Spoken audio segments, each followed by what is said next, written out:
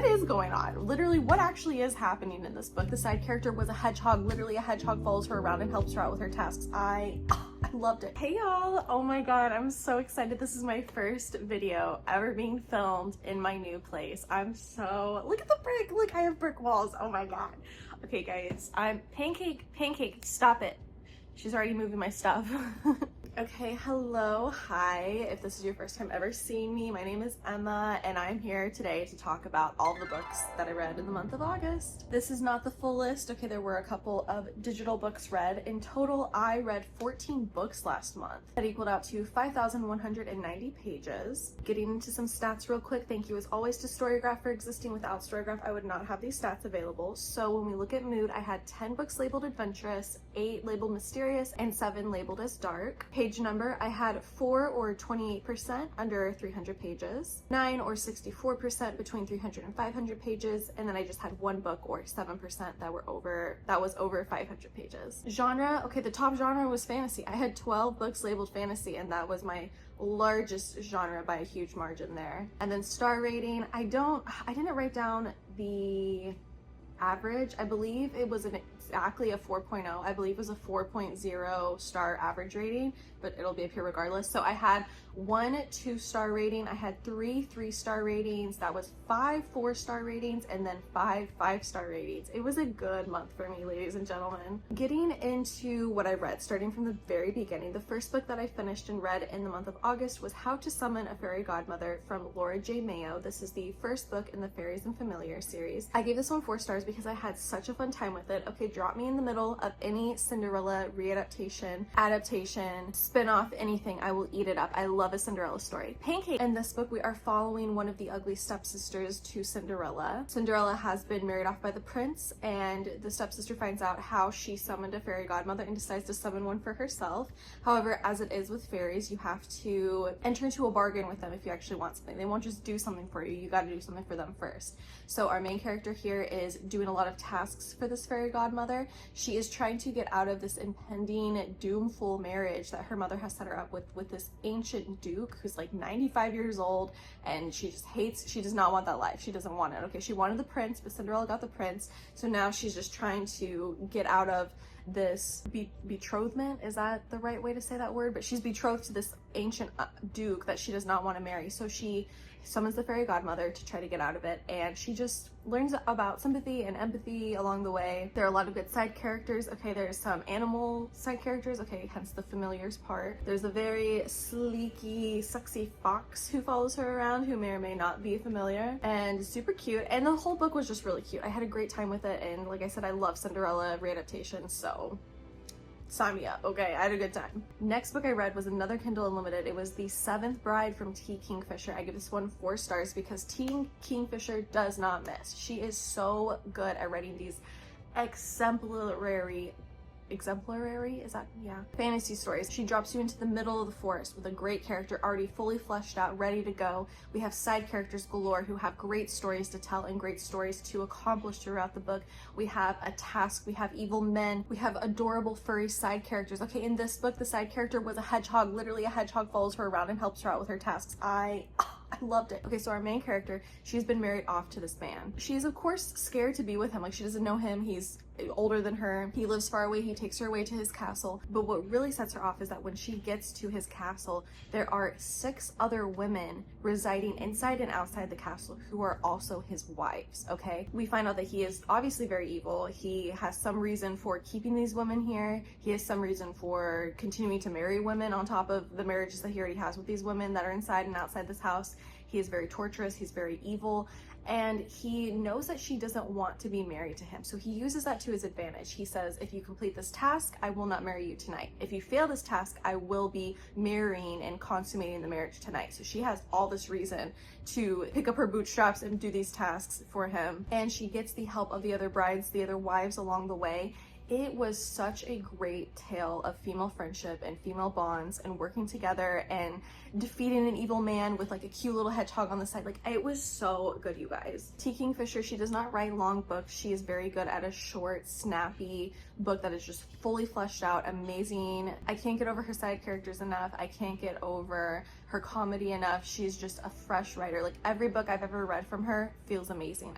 It's like why I love to read is for books like T. Kingfishers. Next I read, okay, we finally have a physical copy to show off. I read Throne of Glass from Sarah J. Maas. Okay, guys, I am grappling here because I was going to do a series where I read the Throne of Glass series. I was like, okay, it'll be like 2 books per episode. It'll be like 4 episodes. Hee hee, it'll be so fun because I hear that it's twisty, that the characters are great, that it really like delves into like the fantasy realm of it, because right now we haven't really delved into much fantasy here. But I am grappling with this series because the pacing is demonstrous. It is awful. I am not having a fun time with how slowly these books are going, because I don't know if you can see it, but I also read Crown of Midnight, so I am 2 books into the series, and I don't know how I'm gonna do this video because I have nothing to tell you. Like, I don't want to say it's boring. I don't think it's boring. I just think it's so incredibly slow that we're finally getting somewhere at the end of book 2. Like, we had to go through what to get to book 2. You know what I mean? Like, this whole book could have been, I don't know, 50 pages, and then we could have had book 2 and been fine with that. So I'm not going to go into explaining what this book's about, I guess. I mean, okay, I will a little bit. We have our main character, Selena, and she is an assassin, and she has been assigned to, I mean, she's been captured. She's like a bad guy now. The king sees her as a bad guy, so she has been put into these slave mines where she has, it's basically like a death sentence, but she has survived for 2 years. No one's ever known anyone to ever survive these mines, and like, especially 2 years. That's a long life in the mines. She gets picked by the prince to be his champion for this competition that the king is putting on. Whoever wins the competition has to fight like tournament style against all these other baddies and assassins and murderers. Whoever wins gets to become part of the king's guard, and she has agreed to do this because the prince has promised her that once she's become the king's guard after like 5 years of service, then she's free to go. She can go live her life, the life that she wasn't going to get because she was in these slave mines. We get to the castle. Obviously Selena has some backstory that we don't know about yet, and we're getting there. Like, we're still getting there. I'm at the end of book 2 and we still haven't gotten all of it. Okay, she's apparently a lot more than what they see. She's hiding a lot from them, or maybe she herself doesn't quite know what her heritage is and like where she comes from and the destiny that is bound for her. I just the one thing I do like in this book is it seems to be very love triangle-y, and I love a good love triangle. I think that this one is pretty good because it's right now between the prince and like the King's Guard, like the main guy of the King's Guard, the biggest, baddest, like captain of the King's Guard. That's what it's called. This is the captain of the King's Guard. So that's pretty cool that the love triangle is between them two, and they're friends, but then they both like Selena. By the end of this book, I just feel like I'm reading so much. Like, I've read so much, and I can't say that I liked it.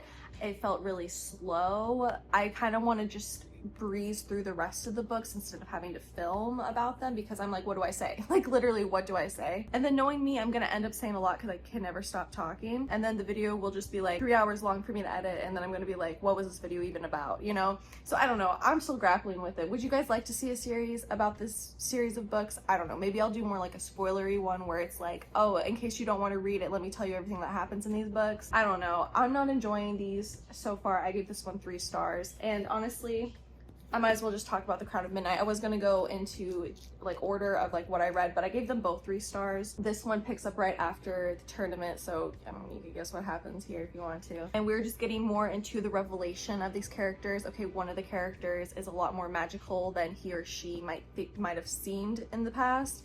And now he or she is grappling with that because like magic is like super not allowed. The king will kill you if you have any kind of magic. Selena is learning more about herself. She's learning more about the kingdoms around her and how the king has been just completely destroying and colonizing all of the kingdoms so that he can have like the best kingdom or whatever. I don't know. Anyone who seems to be more powerful than him, he wants to get rid of and eradicate immediately. So one of her best friends dies, and that really like fuels a fire under her. And then at the end of this book, she is like going on a mission for the king, but low-key she's going on a mission for herself. I can tell she's literally, the next book she's just going to be on a boat. The whole book is what I feel like is going to happen because of how slowly paced these books are. So I feel like I'm just going to get a big ship book the next one, and I don't know, guys, like I'm trying, okay? I'm trying, but I'm not trying, because I don't really care for Sarah J Maas like that. Like, I don't respect her in that way to like actually go into it with good intentions and positive thoughts. Like, I'm not going into that with these books, so that's maybe why I'm having such a negative time. Like, that's completely my fault then if that's the case.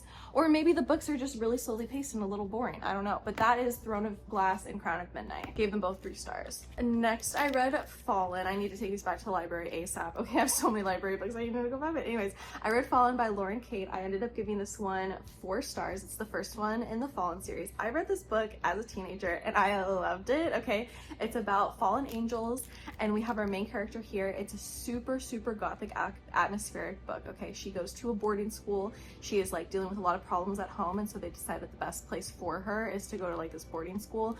And once she's there, she meets this guy who immediately is very rude to her. He flips her off. He tells her to leave him alone. Don't come near me. Don't talk to me. Blah, blah, I hate you kind of vibe. And she's just like, I literally just like, it's my first day of school. Like, why are you acting like this?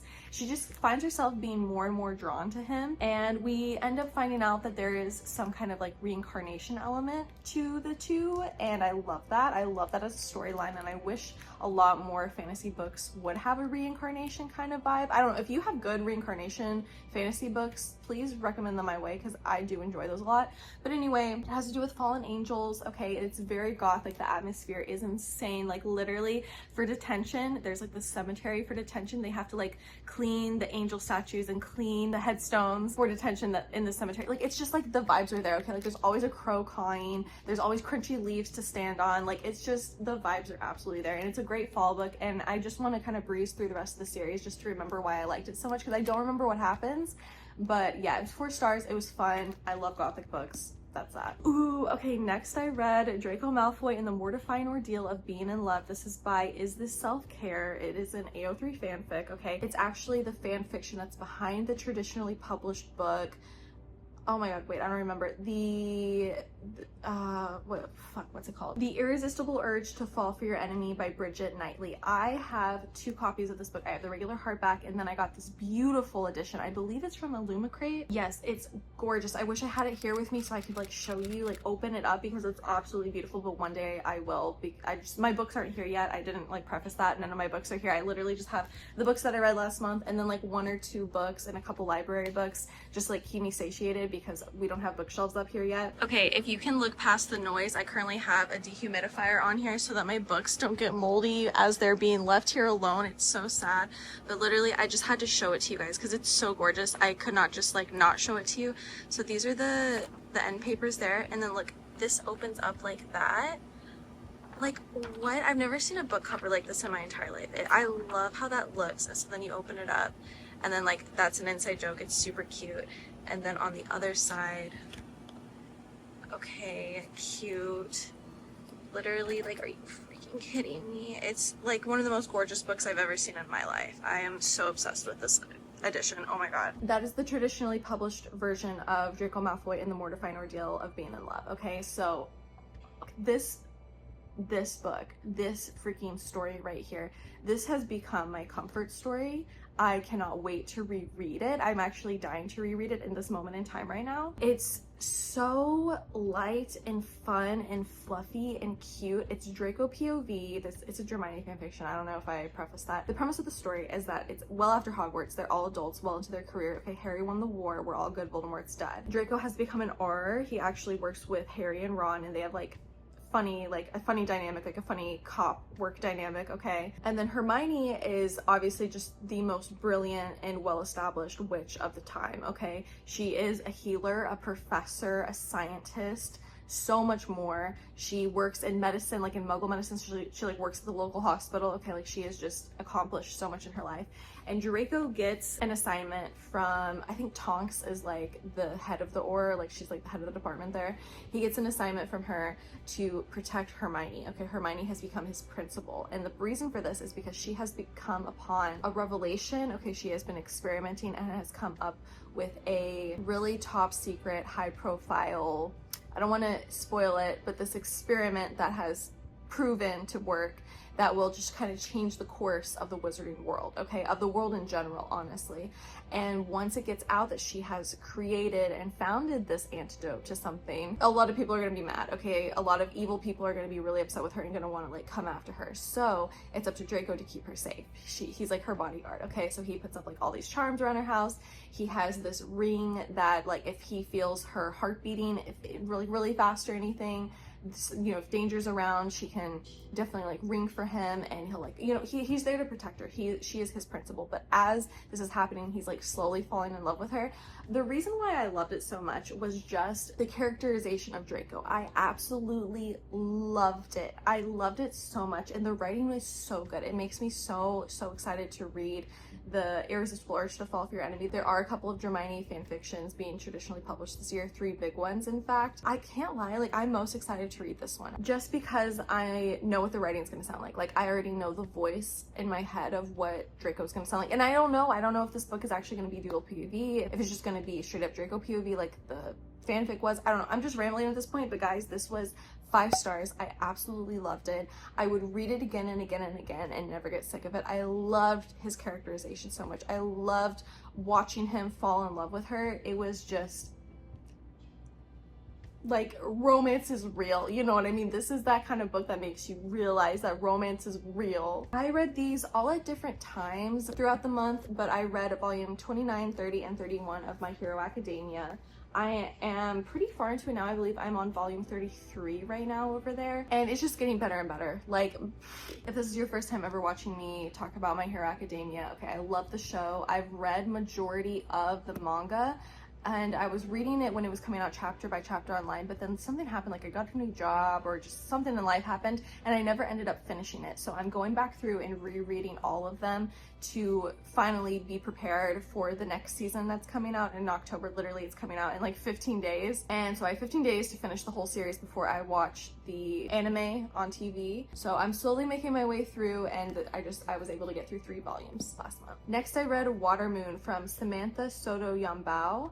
I actually read this one as part of a 24-hour readathon. If you missed that, I will have that linked in the description below, because the next couple of books I read from that. Oh, by the way, these all get 5 stars. Every My Hero novel gets 5 stars from me. As for Water Moon, I gave that one 3 stars, okay? I read that one on my Kindle through the Libby app. It was a library book, and it was sold to me as like a Studio Ghibli, fantastical, feel-good self-care kind of book, and I totally agree with that. I totally agree with that description. I didn't love it though. I did give it 3 stars.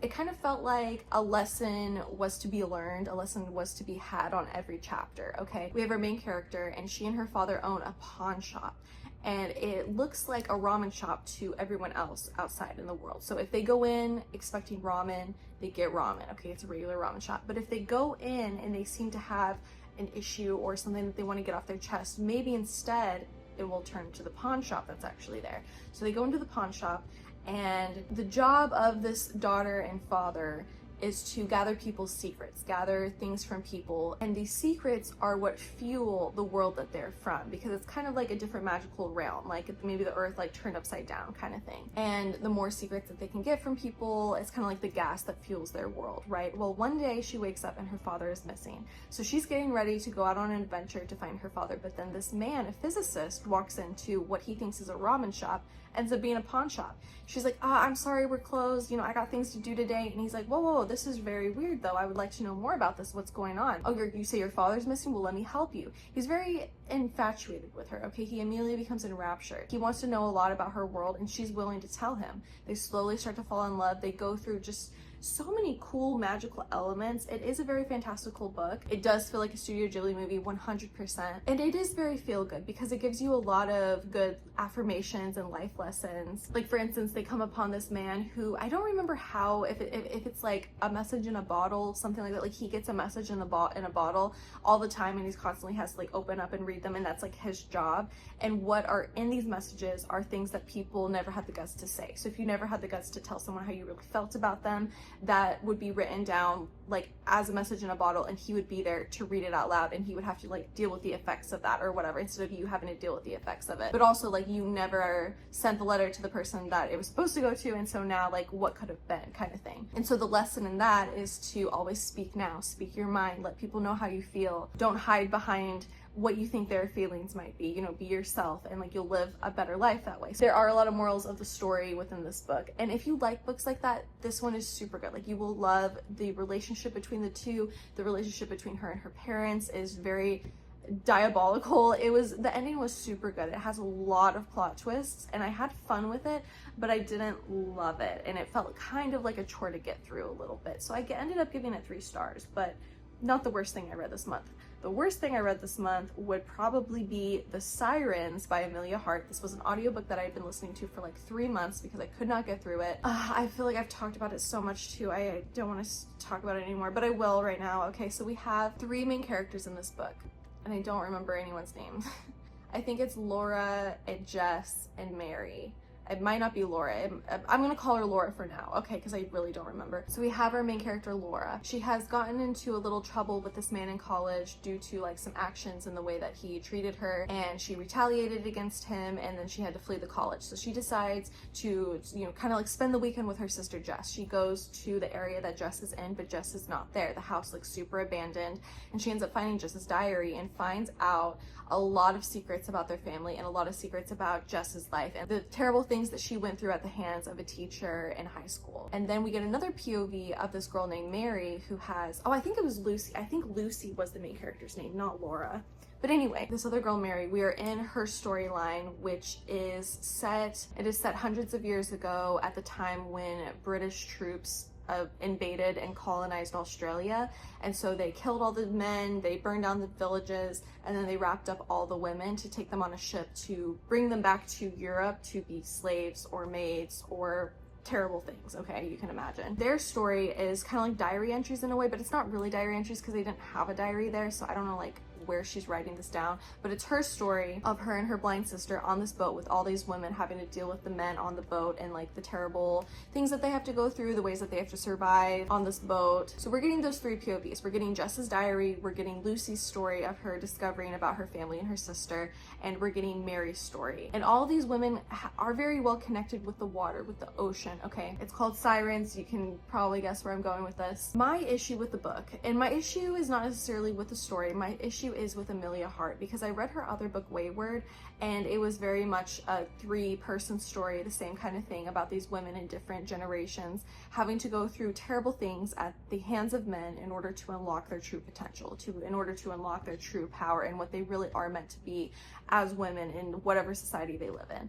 And I hate that. I'm so tired of that kind of story. Like, I don't read books to learn about the horrors that women go through at the hands of men. Okay, I read books to escape that kind of reality because I can literally open up any newspaper and read that. I can open up any social media outlet and find a story of some woman going through the same kind of things that I'm reading about in an Amelia Hart book. So I decided with this story that I am not an Amelia Hart fan. I do not have any desire to read any of her other books. I think that her covers eat and the story seems very intriguing. It's just not for me anymore, and I'm not going to be participating in her work anymore because it's not fun for me. I do not have fun with this book. And the only reason I gave it 2 stars instead of 1 is because she is a good writer. It's not a badly written book, it's just not a book that I want to be reading. Next, I read Bunny. This is from Mona Awad. I don't know how to talk about this book. Like what the hell happened in this book actually? It was so unique, and I almost wanted to give it 3 stars. And in my review on Goodreads, I said that I did end up giving it 4 stars because it is not derivative of anything I've ever read in my life. So I believe it's a graduate program. I don't believe it's a college. I believe it's a graduate program these girls are at. We have our main character, Samantha. She has a best friend named Ava, but Ava doesn't like go to the school, I don't believe. So Ava almost seems like a figment of her imagination. That's like a whole other thing that I want to unpack. But Ava is just kind of like a local girl that she's become friends with, and she talks to Ava about these girls who call themselves Bunny. It's like a group of like 3 or 4 girls who are extremely effeminate. They're all about curling their hair and painting their nails and eating cupcakes and talking about unicorns and getting pumpkin spice lattes and like dressing up for class and like putting on makeup. Like, they're the most girly girls of all time, and they call each other Bunny. They're like, "Hi Bunny, how are you?" "I'm good, Bunny, how are you?" Okay, it's very much giving Heathers, okay? And Samantha makes fun of them, Ava makes fun of them, but then one of the bunnies invites Samantha to come hang out with them. And she decides to take them up on that offer. She decides to go hang out with the bunnies and find out what they're actually like outside of school and what their like little home get-together, home parties actually look like. She is definitely very jealous and envious of these girls, and it kind of gets the best of her once they finally invite her over. She's like, okay, I'm gonna go, I'm gonna find out what's going on. And what is going on? Literally, what actually is happening in this book? It is super wild. I don't even want to explain it because I feel like it's so much more worth it to read it. The problem I had with this book was that I did not like any of the characters, and sincerely, the only character that I did like was this person who shows up later in the book. I can't spoil it for you guys, but there is someone who shows up later in the book who kind of becomes a problem for her in the bunnies, and I really liked that characterization of that character. That was crazy. But overall, like, I've never read anything like this, and it makes me definitely want to read more of Mona Awad's books because she just so clearly is working on another level that these other authors can't, because I feel like I've been reading the same story over and over again, and maybe that's my own fault because all I read is romantasy, it seems like, but this was extremely suspenseful, extremely new and fresh, and felt really good to read. Okay, next I read I Feed Her to the Beast, and the Beast is Me from Jamison Shea. I got this as a blind date with a book at Barnes & Noble. Like the best possible book I could have possibly gotten from a blind date with a book. I did not expect to actually get something good from one of those, and it definitely makes me want to buy more blind dates with a book because this was cool. We have our main character here, Lar, and she is a ballerina striving for perfection. Unfortunately for her, she is often overlooked, not because of her talent, but because of the color of her skin. She is a black girl, and that is very hard to move up in the ballet world, it seems. As good as she is, she's always going to be passed over for a prettier white girl every time because it's ballet, and the world of ballet is a racist place, just like a lot of different worlds. There's not a lot of opportunity for growth within ballet, especially for black girls, and she has just kind of had enough. The book starts out, she's kind of at like ballet academy, and she graduates from ballet academy, and then the next thing is to get into a company. At the company that she wants to get into, there's this girl named Josephine, and Josephine really sees this hunger that Laura has, and she decides to introduce her to a beast. I don't even know how to explain it, guys. She takes her to they're in Paris. She takes her to the catacombs of Paris, which is just psycho, insane. I love that so much as a storyline. And there is this big pool of blood, and you have to give an offering to the pool of blood. You have to give an offering to the darkness. And then once you do, you are granted one wish, and she wishes for power, and she is granted power, and she becomes extremely powerful. And like, I can't get over it. I can't get over how good this book was, because not only does she have the power to bend people to her will, she can get things that she normally wouldn't get from people, but she has the talent to back it up. So she's not just trying to be the best by not proving that she's the best. She just wants an opportunity to prove that she's the best. So she is able to use her power to give herself these opportunities that she normally wouldn't have had because she is a young ballerina and because of the color of her skin, honestly.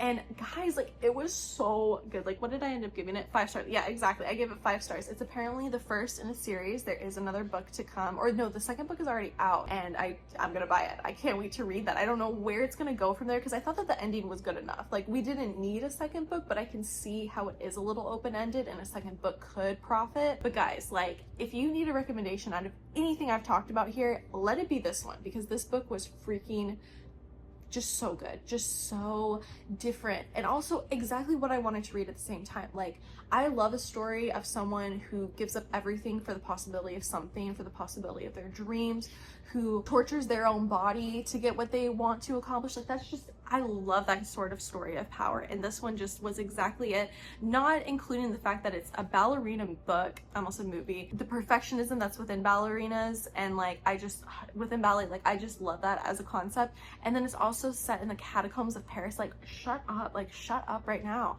I loved it. Okay, the next book I read after that was Crown of Midnight, but we've already talked about that and I don't want to talk about it again. So the final book I'm here to talk about is Mrs. March from Virginia Fieto. This was a library book I need to take back. This was so fun. So I read her other book, Victorian Psycho, And that book is actually being made into a movie. It was going to star Margaret Qualley, but now it's going to star my girl Micah Monroe, which I'm so excited for. And when I was reading Victorian Psycho, on the back it said something like, oh, from the critically acclaimed author of Mrs. March. And I was like, oh, I gotta read Mrs. March one of these days. I went to the library and I saw this and I was like, oh, this cover's kind of intriguing. And I read the flap here and I was like, oh, this is totally something I would read. Not at all understanding who this was in the other book that I read by her. And then when it clicked, I was like, oh my gosh, I love her writing. I love her style. She's a very quick written author. I don't know how to say that. Like the pace is super fast. So we have our main character, Mrs. March, and she's kind of the worst. Okay, like she definitely views herself as better than everybody else, but she doesn't hide it, and it's just very clear to everyone around her. Okay, she's not like the nicest around service workers. She's very scared of being seen as less than by other people. So like for instance, just an instance, okay, she lives in this house that has servants that have people that work for her, right? And she finds this cockroach in her bathroom, and instead of like calling the maid and being like, ew, there's a cockroach in my bathroom, like, can you make sure there's no more? I don't know where this is coming from. She's like, oh my god, like, I'm dirty. Oh my god, maybe I'm dirty. I can't let anybody know that I'm dirty. I can't let the servants know that I'm dirty. Like, I have to kill this cockroach, and like I have to make sure that there's no other cockroaches in my room, because what if they find out that I'm dirty and then they talk about it and then everyone's talking about me that I'm dirty, blah blah blah. And it's like, girl, like, she's so obsessed with how people think about her. So her husband is an author, and he's a critically acclaimed author, and she used to love reading his books, but then as he became famous, she just like got used to the lifestyle that she was able to live with his money and just didn't really care about the books anymore, because it's like he's just gonna keep him pumping out, and like I'm gonna get the money from it, like it's all good with me. I don't need to know really what's in all these books. But he comes out with a new book, and he briefly explains it to her about how it's a story of a prostitute who everyone feels bad for. They pay for her services because they feel bad for her, you know what I mean? And so she's like, oh, like a story about a harlot, a prostitute, like I don't really care about that, I'm not gonna read that book, but go ahead honey, good job. It's another bestseller. He makes a ton of money from it, and everyone in the town has read the book, and everyone keeps asking her, oh, have you read your husband's new book yet? It'd be really interesting if you read it, Mrs. March. And she's like, why are people being so weird about this? And then she eventually, I think someone eventually tells her, oh, I thought that the woman in the book was modeled after you. Like, I thought you were the main character, like, you know, the muse for his book. And she's like, the prostitute was me? You know, she's like aghast. And so instead of reading the book, she does so much. She believes that her husband is this murderer. Okay, there's this girl that ends up murdered near a town that he was at for like a boys hunting trip or whatever, and she's like, oh my god, he murdered her. Like, I have to figure out the mystery of the murder, blah blah blah. Like, it was my husband, I gotta, you know, find the evidence and everything. She goes like off the rails crazy. And I love the way that Virginia Fieto talks about the women in her book. I love the way that they are very, very imperfect women in her book. It's very humorous, it's very fast-paced, it's quick-witted. I had a great time with it. I ended up giving it 4 stars because like it was just fun, like just straight up it was a fun book to read, and I would totally read anything by this author. Like, I already know that for a fact. All right, ladies and gentlemen, that is the stack. That is everything that I read, plus a few digital books. I read quite a lot, I won't lie. It was a very fun reading filled month for me, and that 24-hour readathon definitely helped move things along as well. So much so that I kind of want to do another one for this month, because my reading has been pretty slow this month so far. I've read like 1 book and I've watched like 2 movies, but I am in the middle of a move, so I'm gonna give myself some grace with that. But anyways, thank you guys so much for thank you guys so much for watching this video. Sincerely, if you are a returning subscriber clicking on another video of mine, thank you so much for doing that. I really hope you enjoyed it. Enjoy the new background. I know I'm enjoying it. I'm so excited to film around this house. It's a great apartment, and I'm so happy to be here. So thank you so much for your support. Thank you so much for clicking on another video of mine. If this is the first time you've ever seen me, definitely consider subscribing down below so you don't miss any book or movie content that I make in the future. Don't forget to give this video a like. Follow me on all my social medias in the description box below. Leave me a comment if you would like. Have you read any of these books? What are your feelings on Throne of Glass? Does it get better? Would you enjoy a series from me about that, or should I just shut up and read it and then that be that? Like, is it not worth it? You know what I mean? Okay, anyways, thank you guys so much for watching this video, and I will see you in the next one. Bye!